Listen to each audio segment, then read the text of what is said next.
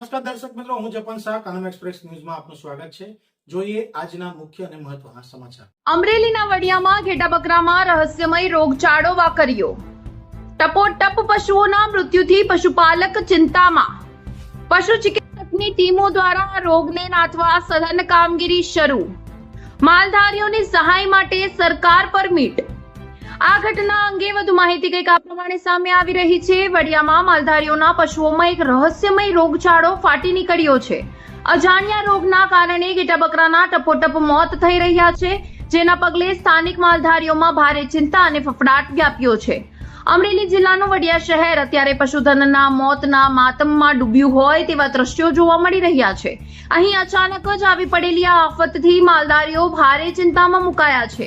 કોઈ અજાણ્યા અને રહસ્યમય રોગના કારણે ઘેટા બકરા અચાનક બીમાર પડી રહ્યા છે અને જોતજોતમાં દમ તોડી રહ્યા છે.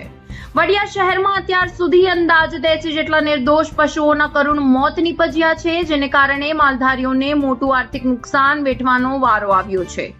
આ ઘટનાની ગંભીરતાને જોતા ગામના સરપંચ તાત્કાલિક એક્શનમાં આવ્યા હતા. તેમણે પશુ આરોગ્ય વિભાગને આ અંગે જાણ કરતા જ તાલુકાની પશુ ચિકિત્સકની ટીમો તાબડતોબ વડિયા દોડી પહોંચી છે.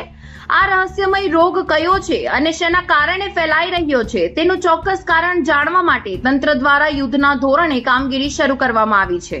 વડિયા અને આસપાસના વિસ્તારના અંદાજે 1200 જેટલા પશુઓના બ્લડ અને અન્ય સેમ્પલ લેવાની તજવીજ હાથ ધરવામાં આવી છે. પશુ આરોગ્ય વિભાગના અધિકારીઓના જણાવ્યા અનુસાર આ તમામ સેમ્પલ લીધા બાદ લેબોરેટરીમાં તેની સઘન તપાસ કરવામાં આવશે.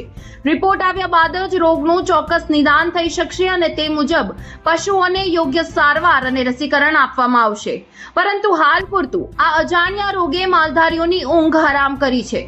વડિયામાં અત્યારે પશુધન પર મોટું સંકટ તોડાઈ રહ્યું છે. હવે જોવાનું એ રહેશે કે આરોગ્ય વિભાગના રિપોર્ટ ક્યારે આવે છે અને આ માસૂમ પશુઓનો જીવ બચાવવા માટે વહીવટી તંત્ર કેટલી ઝડપથી યોગ્ય પગલાં ભરે છે તે તો આવનાર સમય જ બતાવશે. પરંતુ માલધારીઓ પશુઓના મૃત્યુથી ખૂબ ચિંતિત જોવા મળી રહ્યા છે અને સરકાર પાસે પોતાની આજીવિકા સમાન પશુઓના મૃત્યુ સામે સહાયની આશાઓ રાખી રહ્યા છે. સરકાર આ બાબતે શું કાર્યવાહી કરે છે તે તો આવનાર સમય જ બતાવશે. રિપોર્ટર મહેશ બારૈયા, અમરેલી.